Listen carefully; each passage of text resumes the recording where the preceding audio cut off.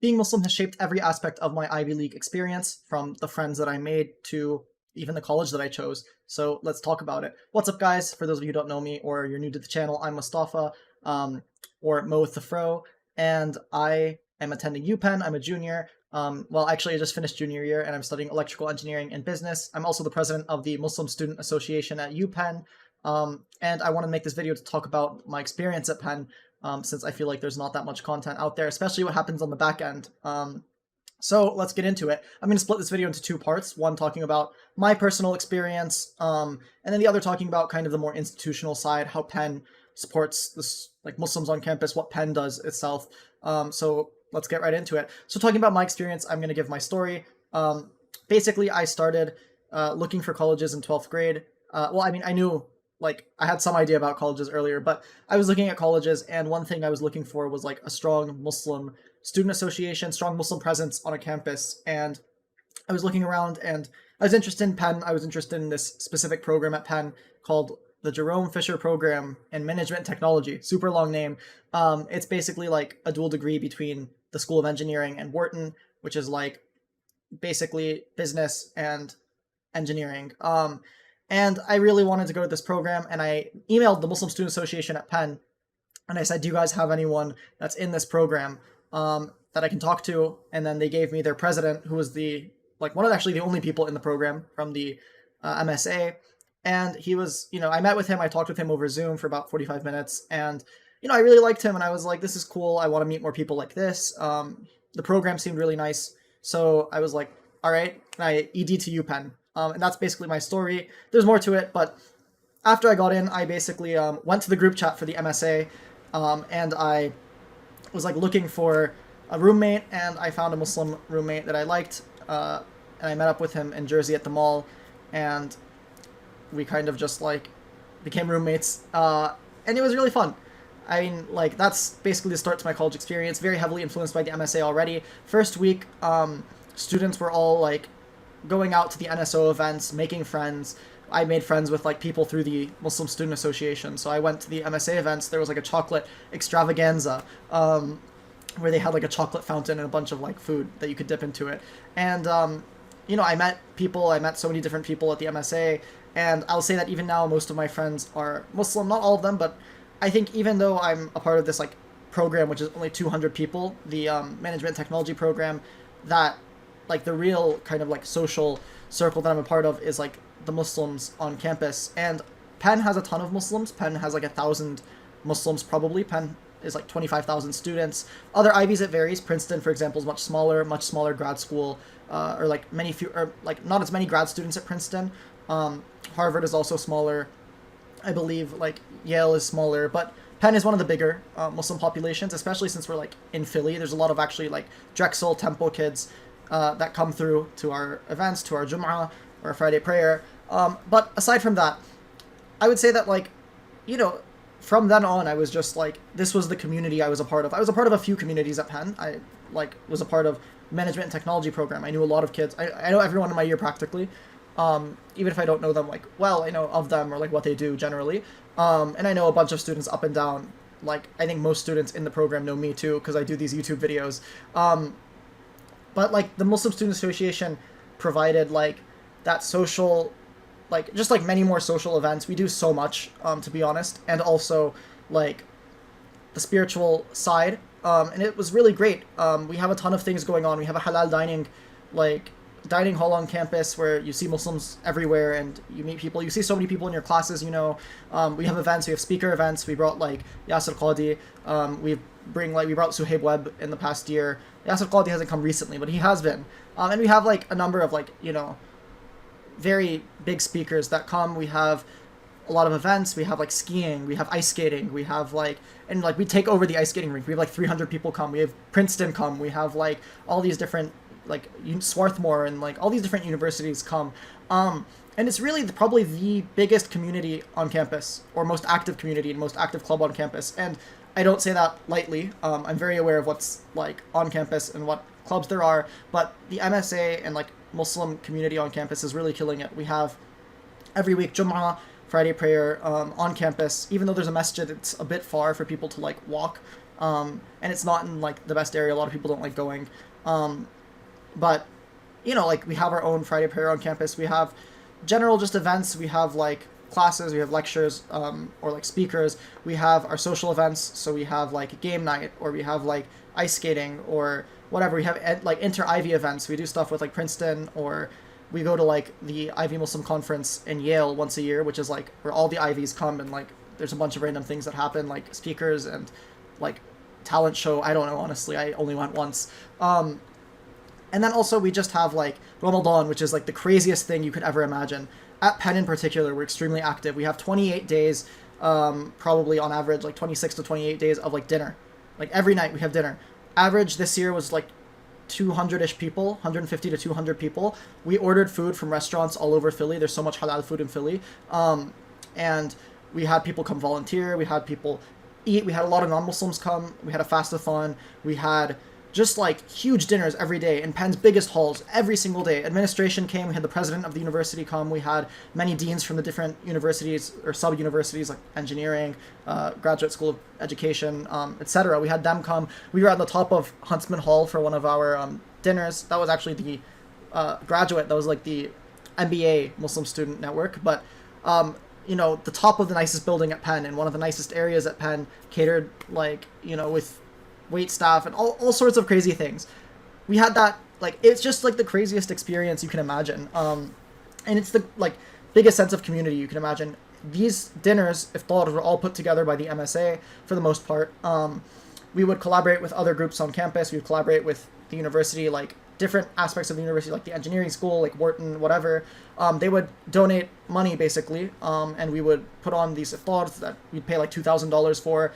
We'd get like feeding 200 people in a dinner every night is really tough, and it was like managed by like the board at the MSA, which honestly, like, shout out to you guys, even though none of you watch this kind of stuff from me, but honestly it was really rough, and really great for the like community.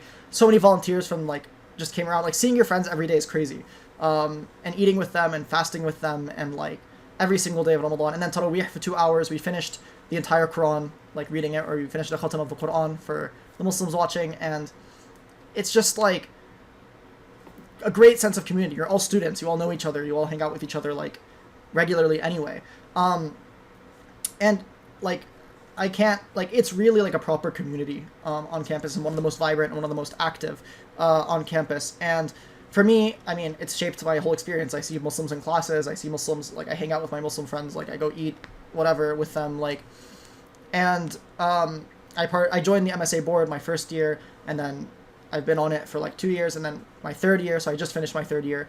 My third year I became president halfway through the year, and now I'm the MSA president, and like there's just so much going on, and it's really a great community for anyone considering going to a top college, and a lot of top colleges have this kind of community. I mean, I've been to Stanford, and they had like the Muslim like MSA West. We actually had MSA East at Penn, so we have these huge conferences. We have IMC at Yale. We have, Princeton and Yale actually have a slightly different setup than us. They have their own budget, which is really cool, from the university. And there's just like a vibrant community of Muslims, and even across the Ivy. And if I want to talk to anyone in the MBA school, like I want to talk to a PhD in semiconductors, I want to talk to whoever, you find Muslims, and it's a very strong network. Very strong, very expansive network.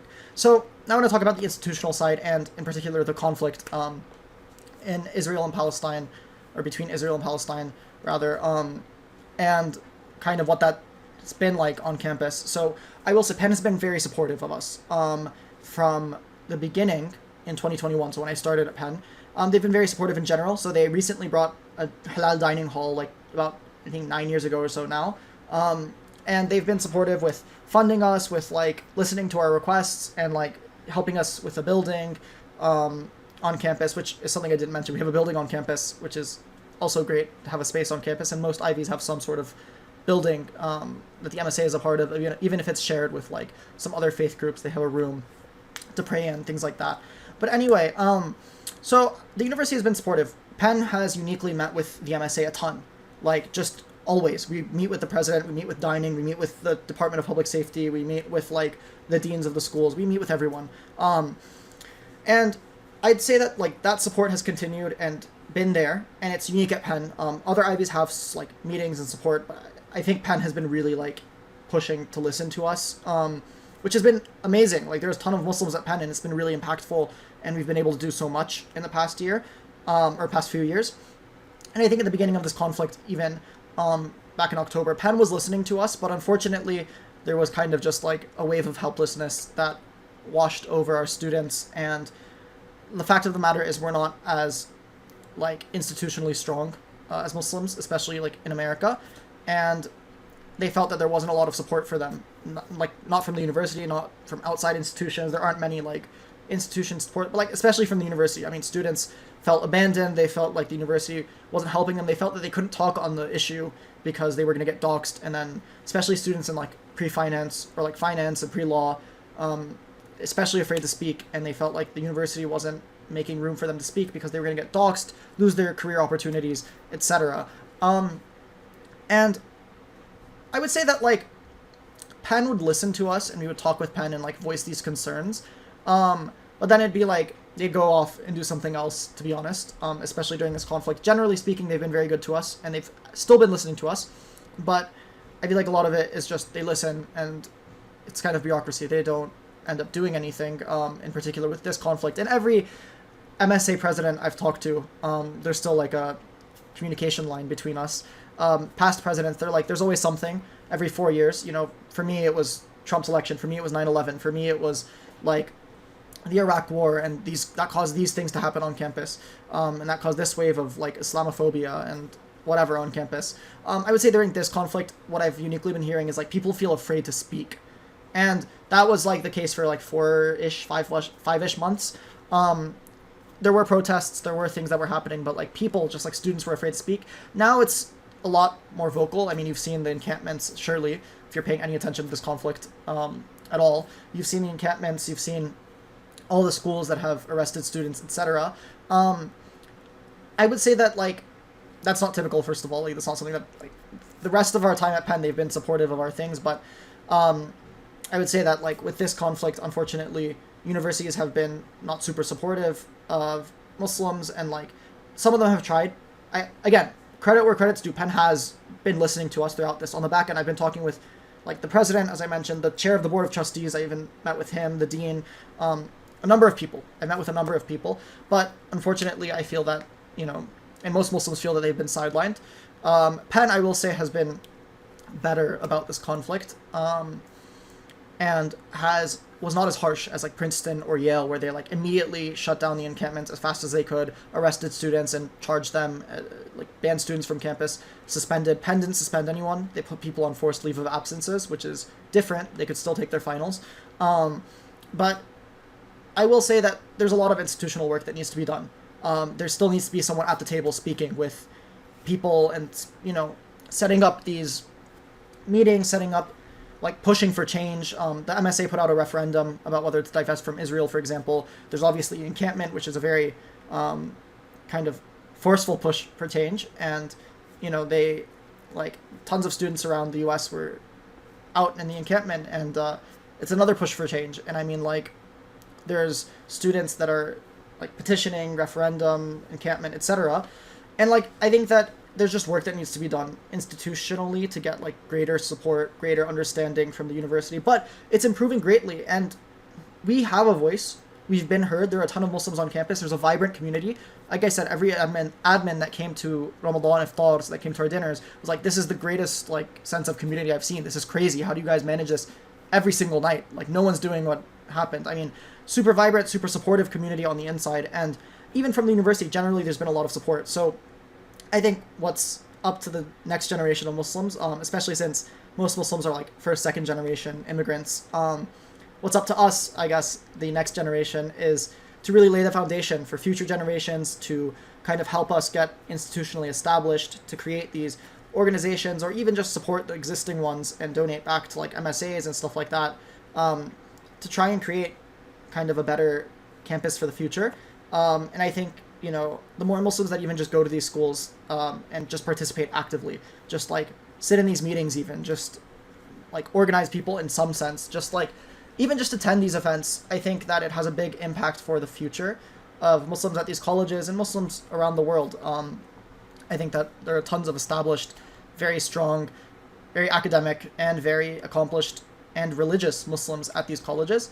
And there's a spectrum on all those things, on how academic, how religious, how whatever. But I think that overall there's like a vibrant community existing right now, and the future is up to you guys who are watching. Hopefully, I mean, hopefully you're applying to college, and I guess you could be watching just because you're interested.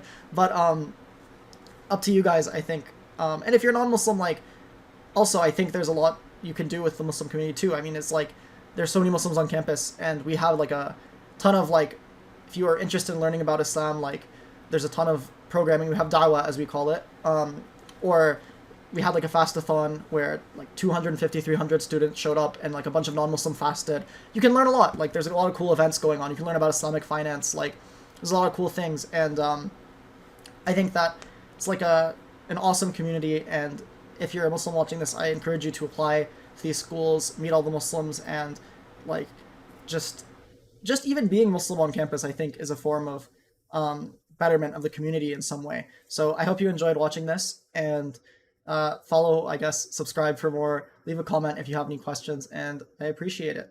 Thanks.